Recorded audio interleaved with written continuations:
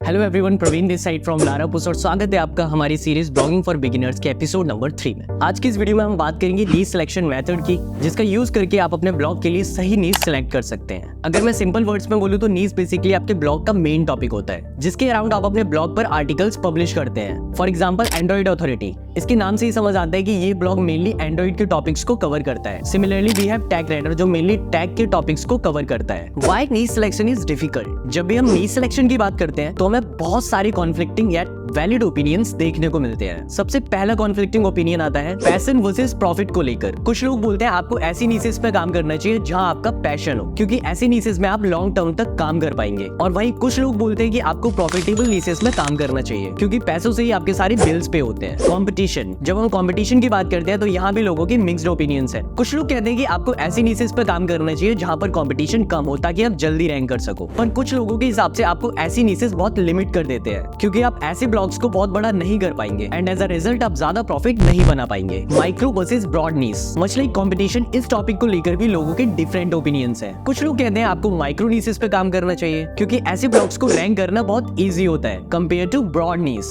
पर अगेन ऐसे नीशेस भी आपके अर्निंग पोटेंशियल को काफी रेस्ट्रिक्ट कर देते हैं। भले ही ये सारे पॉइंट्स काफी कॉन्फ्लिक्टिंग है, लेकिन ये सारे पॉइंट्स 100% वैलिड है। तो ऐसे में क्वेश्चन आता है कि एज अ बिगिनर हमें कौन सी नीश सेलेक्ट करनी चाहिए? एंड टू बी ऑनेस्ट, इसका कोई भी क्लियर आंसर नहीं है एंड ये पूरी तरह से आपके डिसीजन पर डिपेंड करता है। पर हाँ, कुछ ऐसे पॉइंट्स हैं जिनको कंसीडर करके आप अपने ब्लॉग के लिए अच्छी नीश फाइंड कर सकते हैं। How to find the right niche, इसे भी हम पॉइंट्स में समझते हैं। Point 1, experience and skills. हम ये सीरीज मेनली बिगिनर ब्लॉगर्स के लिए बना रहे हैं, तो हम एज्यूम कर रहे हैं कि जितने भी ब्लॉग पोस्ट आप पब्लिश करेंगे वो मेनली आप खुद लिखेंगे एंड इसी वजह से आपको ऐसी नीशेस को सिलेक्ट करना चाहिए जिनमें आप कंफर्टेबल हो। फॉर एग्जांपल, लेट्स से आप एक डेवलपर हो, तो ऑब्वियसली आप टेक्नोलॉजी रिलेटेड टॉपिक्स के साथ कंफर्टेबल रहेंगे एंड कम टाइम में अच्छी ब्लॉग पोस्ट लिख पाएंगे। अब अगर आपने फाइनेंस नीश को सिलेक्ट कर लिया है, क्योंकि फाइनेंस में प्रॉफिट बहुत ज्यादा है, तो आपको सेम ब्लॉग पोस्ट लिखने में ज्यादा टाइम लगेगा, राइट? उसके अलावा फाइनेंस ब्लॉग पर आप अपनी एक्सपर्टीज भी शो नहीं कर पाएंगे। अब आप ही बताओ कि अगर आपको कोई डेवलपर फाइनेंस की टिप देगा तो क्या आप मानोगे? नहीं ना। इसलिए आपको हमेशा ऐसी नीशेस को सिलेक्ट करने चाहिए जहां पर आप अपनी एक्सपर्टीज और एक्सपीरियंस को शो कर पाए। जो नेक्स्ट इंपोर्टेंट पॉइंट है वो है इंटरेस्ट। चलो मान लेते हैं कि आपके पास कोई एक्सपीरियंस या एक्सपर्टीज नहीं है, तो क्या आप ब्लॉगिंग नहीं कर सकते? वेल, ऐसा नहीं है। आप अपने इंटरेस्ट के अकॉर्डिंग भी नीश को सिलेक्ट कर सकते हो। फॉर एग्जाम्पल, लेट्स से आप एक डेवलपर हैं और साथ ही साथ आपको हाइकिंग भी बहुत पसंद है। ऐसी सिचुएशन में आप एक हाइकिंग रिलेटेड ब्लॉग बना सकते हो, जहां पर आप हाइकिंग से related gears, tips and other चीजों की इंफॉर्मेशन दे सकते हो। लेट्स से कि आपके पास कुछ आइडियाज आ गए हैं, जैसे कि प्रोग्रामिंग, हाइकिंग एक्सेट्रा। पर क्या इन नीशेस पर ब्लॉग बनाना अच्छा डिसीजन होगा? वेल, इसका आंसर जानने के लिए आपको मार्केट डिमांड पता करनी होगी एंड मार्केट डिमांड पता करने के लिए आपको करनी पड़ेगी keyword trend analysis and research. किसी भी नीश की मार्केट डिमांड पता करने के लिए आपको तो बेस्ट टूल सजेस्ट करूंगा। पहला है Ahrefs का फ्री कीवर्ड जनरेटर। इस टूल का यूज करके आप अपनी नीश की मेन एंटिटी के अराउंड मेन सब टॉपिक्स को फाइंड करने के लिए कर सकते हैं। For example, let's search for hiking as one main keyword. यहाँ पर आप देख सकते हैं कि इस टूल ने हमें काफी सारे सब टॉपिक्स आइडिया, जैसे कि hiking boots, hiking shoes, hiking backpack, hiking pant and hiking socks के साथ साथ उनकी अप्रोक्स मंथली सर्च वॉल्यूम और उनकी कीवर्ड डिफिकल्टी के बारे में भी information they the. Obviously keyword difficulty and search volume exact नहीं है, पर इससे आपको एक आइडिया मिल जाएगा कि क्या इस नीश पर काम किया जा सकता है। इसके बाद आपको इन सारे मेन कीवर्ड की एक लिस्ट बनानी है और फिर जाना है आपको हमारे दूसरे टूल पर, जो है गूगल ट्रेंड्स। गूगल ट्रेंड्स पर जाके आपको सबसे पहले टारगेट कंट्री सेलेक्ट करनी है एंड फिर आपके कीवर्ड को सर्च करना है। यहाँ पर आप एडिशनल फिल्टर लगाकर सारी हिस्टोरिकल ट्रेंड रिलेटेड इंफॉर्मेशन निकाल सकते हैं। यहाँ पर आपको देखना है कि क्या आपके कीवर्ड पर एक स्टेबल या फिर ग्रोइंग ट्रेंड है एंड आपको ये सेम स्टेप अपनी लिस्ट के सारे कीवर्ड के लिए फॉलो करने हैं। अगर आपके मेन और सब कीवर्ड्स पर एक स्टेबल और ग्रोइंग ट्रेंड है, तो फिर इस नीश पर ब्लॉग बनाना एक अच्छा डिसीजन हो सकता है। नेक्स्ट थिंग जो नीश सिलेक्शन के लिए बहुत इंपॉर्टेंट होती है वो है कंपटीशन एनालिसिस। कंपटीशन एनालिसिस अपने आप में एक काफी डिटेल्ड प्रोसेस है एंड उसको इस वीडियो में समराइज करना थोड़ा मुश्किल है, पर मैं यहाँ आपको कंपटीशन एनालिसिस के थोड़े बेसिक बता देता हूँ। तो सबसे पहले हम अपनी नीश से रिलेटेड कुछ कीवर्ड्स फाइंड करेंगे। फॉर एग्जांपल, अगर हम हाइकिंग से रिलेटेड एक ब्लॉग बना रहे हैं और इस ब्लॉग में हम अपने हाइकिंग एक्सपीरियंस के साथ साथ हाइकिंग गियर्स का भी रिव्यू करेंगे। सो अगर हम हमारे मोनेटाइजेशन मेथड्स के बारे में बात करें, तो हम इस ब्लॉग पर एड्स और एफिलिएट दोनों मेथड अप्लाई कर सकते हैं। यहाँ पर आपको एक मेन मोनेटाइजेशन टेक्निक को सिलेक्ट करना पड़ेगा, क्योंकि उसी के अराउंड आपके ब्लॉग की कंटेंट स्ट्रेटजी बनेगी। फॉर एग्जांपल लेट्स से मैं मेनली इस ब्लॉग से एफिलिएट प्रोडक्ट सेल करना चाहता हूँ। इस सिचुएशन में मेरे पास कुछ प्रोडक्ट्स हैं, जैसे कि hiking boots, hiking pant, hiking shoes और भी बहुत सारे प्रोडक्ट जिनको मैं अपने ब्लॉग में प्रमोट कर सकता हूँ। Let's take hiking boot for example. अब अगर मैं हाइकिंग बूट्स को गूगल पर सर्च करूंगा